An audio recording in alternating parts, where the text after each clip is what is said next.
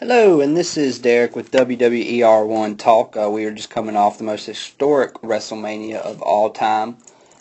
We are minutes away from the Monday Night Raw following WrestleMania, which is usually equally as historic. Hopefully we'll be in for some surprises tonight. They're talking about the Ultimate Warrior being back tonight. To, I guess, say a few words.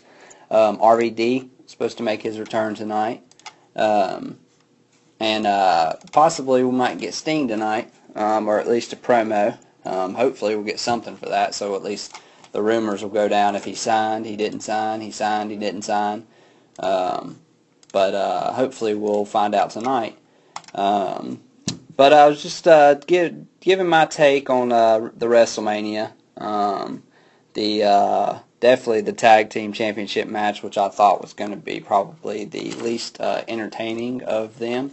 It was actually a very good match. I actually liked the outcome a lot because if the Real Americans would have won the title, then Cesaro wouldn't be getting the attention that he deserves. As a single, he'd been sharing that with Swagger.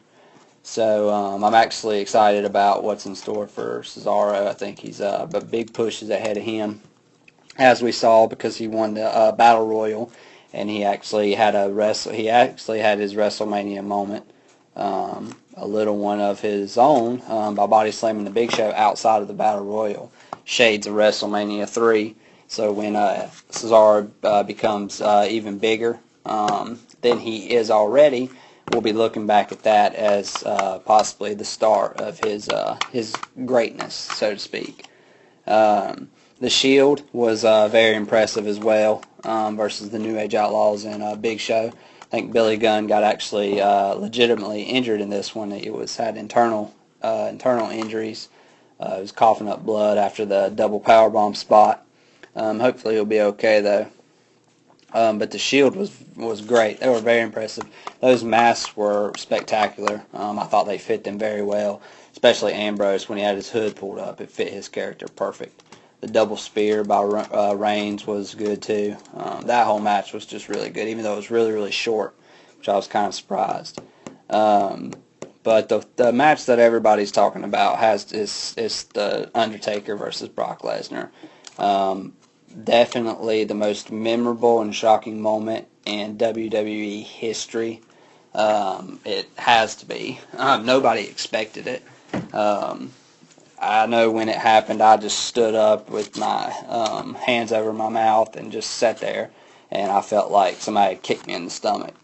I know that's the feeling that most people had in the arena. Nobody could believe it happened. I can't believe it happened, but it did make, no matter what your take on the situation, it did make for an awesome moment. I've rewatched it about 6 times, and every time I still can't believe it happened. But hopefully Brock Lesnar actually does something with it and doesn't just go away, because that'll be a slap in the face to everybody. I think he beats the biggest thing that the WWE has, arguably, and then just leaves. So hopefully he does something with it. I hope he just, like I said, just doesn't take a hiatus until next WrestleMania season. But with that doom and gloom, we did get the big payoff for Daniel Bryan. I thought this was executed very well, especially since they just kept throwing obstacle after obstacle after obstacle at Daniel Bryan. After the match, Triple H, took it to him, and then during the main event, Triple H and Stephanie came out again and brought Armstrong out. And then even Batista and Randy Orton did that crazy that spot with the RKO Batista bomb through the table. That was just crazy. And he still came out on top. I thought it was great. I wish that Brie would have came out there and kind of celebrated with him. I thought that would have been a good moment, but she tweeted and said she wasn't allowed to, so I don't know if that was real or if that was kayfabe or what. But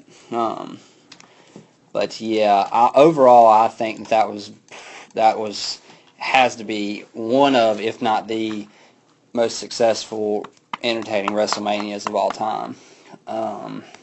It's comparable to 17 in my opinion. Of course, that's my opinion. People are going to argue with that, mainly because a lot of people are upset over the streak being ended. But I think that it's better for the streak to be ended like that than him go out with it intact, just because of the moment that it created. Because the match itself was kind of not good, which kind of sucks because you don't want the Undertaker's last match, if it was to be a crappy match like that. But the ending made it for something that we're all talking about. And we're going to talk about it probably forever. Everybody's going to always look back at that moment as what's your favorite WrestleMania or most shocking WrestleMania moment. But like I said, with that, I think that WrestleMania 30 is definitely one for the history books as being one of the best WrestleManias ever. Hopefully WrestleMania 31 is equally as good. And hopefully we'll get some shocks tonight at WWE Raw. Thank you.